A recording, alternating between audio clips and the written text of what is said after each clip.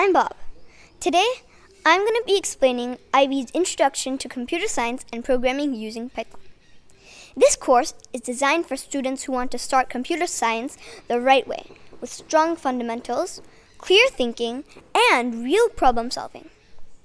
At Ivy, we don't just jump straight into advanced tools. We start by building a solid understanding of how computers work, how programs are structured, and how problems are solved step by step.